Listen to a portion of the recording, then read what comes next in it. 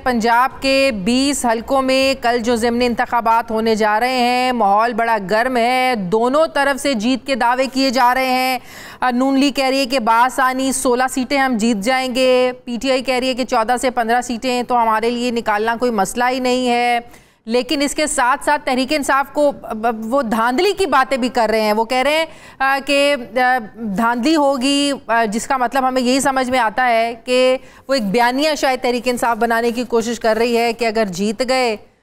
तो धांधली नहीं हुई, हार गए तो धांधली हुई है। शेख रशीद साहब ने तो आज ये भी कह दिया कि इस्टेब्लिशमेंट जो है वो ज़िमनी इंतखाबात से दूर रहे। बहरहाल दोनों तरफ से भरपूर कैंपेन की गई, बड़े बड़े जलसे किए। नून लीग ने भी बड़े जलसे किए, मरीम नवाज़ ने, इमरान खान के भी जलसे बड़े थे। एक बात आपसे शेयर करनी है, कल प्रोग्राम के बाद चौधरी परवेज़ इलाही साहब का मुझे फ़ोन आया। जब हम अपने प्रोग्राम में असद उमर साहब से मैं ये सवाल कर रही थी कि इमरान खान की कैंपेन, जब वो कैंपेन कर रहे थे, बड़े बड़े जलसे कर रहे थे, तो बुज़दार साहब कहीं नज़र नहीं आए। परवेज़ इलाही साहब जो कैंडिडेट हैं वज़ारत आला के,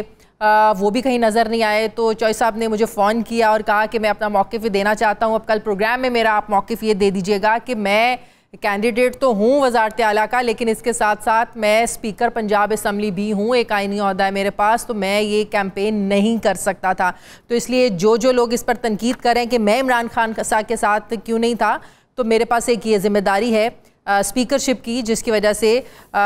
मेरे लिए कैंपेन करना आसान नहीं था, मैं कर नहीं सकता था। और वैसे भी अगर वो चॉइस आप कैंपेन में चले भी जाते तो हम जैसे बहुत से साफ़ी ये सवाल भी उठाते कि शायद वो अपना असर रसूख इस्तेमाल कर रहे हैं, जिसकी वजह से उन्होंने बिल्कुल ही वो साइड पर रहे कैंपेन से। तो ये चौधरी साहब का एक मौक़िफ़ था कि वो किस वजह से कैंपेन का हिस्सा नहीं बने। तो मेरा फ़र्ज़ था कि उनका फ़ोन पे जो उन्होंने मुझे कहा कि आपने मेरा मौक़िफ़ पहुंचाना है, तो मैंने उनका मौक़िफ़ आप लोगों तक पहुंचा दिया है। तो कल का जो दिन है वो कैसा होगा, किसके हाथ कितनी सीटें लगेंगी, कितनी उम्मीद है मुस्लिम लीग नून को, तहरीक इंसाफ को, इस पर बात करने के लिए मुझे ज्वाइन कर रहे हैं मुस्लिम लीग नून के रहनुमा है मोहम्मद ज़ुबैर साहब। अस्सलाम वालेकुम, बहुत बहुत शुक्रिया ज़ुबैर साहब आपका।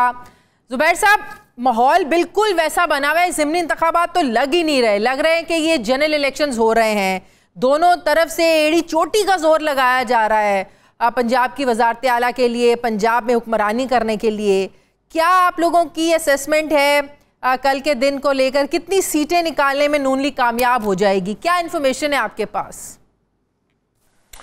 मेरा ख्याल है ये जो आपने बात की है कि जो माहौल है वो बिल्कुल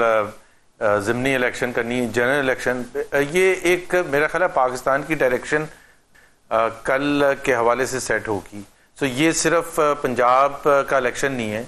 ये सिर्फ पाकिस्तान के इलेक्शन के हवाले से नहीं है, ये पाकिस्तान के शॉर्ट टर्म, मीडियम टर्म और लॉन्ग टर्म इम्प्लिकेशंस इससे होगी। सियासी माहौल के हवाले से, PMLN के पॉइंट ऑफ व्यू से भी, PTI के पॉइंट ऑफ व्यू से भी, और तमाम दूसरे स्टेक होल्डर्स के पॉइंट ऑफ व्यू से भी। हम समझते हैं अगर हम अच्छी सीटें निकाल लेंगे और इंशाअल्लाह ताला निकालेंगे तो not only Hamza chief minister बन सकेंगे बासानी, लेकिन उससे एक हमारा जो तसलसल है, जो अगले साल तक हम कहते हैं कि इलेक्शन होंगे, जब टेन्योर पूरा होगा 5 साल का, और फिर उसके बाद जिसमें हमें मौका भी मिल जाएगा कि इकॉनमी को हम टर्न अराउंड करके दिखा सकें जब हम इलेक्शन में जाएंगे। सो हमारे लिए उतना इम्पोर्टेंट है कि हम ऐसा अनड्यू प्रेशर, क्योंकि हम समझते हैं कि अगर हमें अच्छी सीटें मिल जाती हैं तो इमरान खान के लिए बहुत मुश्किल होगा उस किस्म की सियासत करना, जारहाना सियासत करना, जो अब तक जब से वो वोट ऑफ नो कॉन्फिडेंस हुआ है उस वक़्त से लेके आज तक करते रहे हैं, बहुत ही एग्रेसिव, जिसमें वो समझते हैं कि वो इतने विशसली और इतना स्ट्रांगली अटैक करें हर एक पर अपनी उनके बकौल जो उनके ओपोनेंट्स हैं PMLN और PPP और दूसरी पार्टीज, सिर्फ उनके लिए नहीं, एस्टैब्लिशमेंट को भी और इलेक्शन कमीशन को भी और जुडिशरी को भी, कि ऐसा माहौल क्रिएट करके वो अपना हिस्सा वापस ले सकें। तो अगर वो नहीं मिलेगा इस सब के बावजूद, तो उनके लिए काफ़ी मुश्किल होगा इस रिदम को और इस तसलसल को जारी रखना। लेकिन आप लोगों को भी तो कुछ आइडिया होगा ना, कुछ अदराक है इस चीज़ का कि कुछ चैलेंजेस भी हैं आपको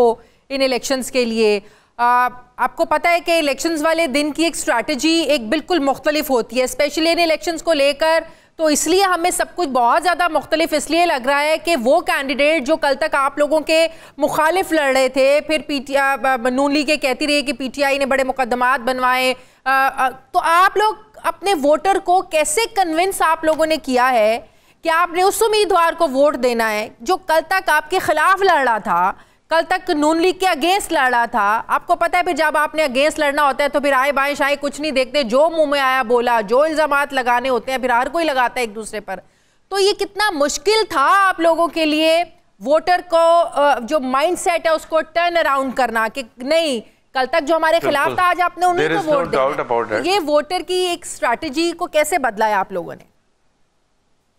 बिल्कुल, एक तो ये बिल्कुल आपकी बात से मैं एग्री करता हूँ, 100% एग्री करता हूँ। ये बहुत बड़ा चैलेंज था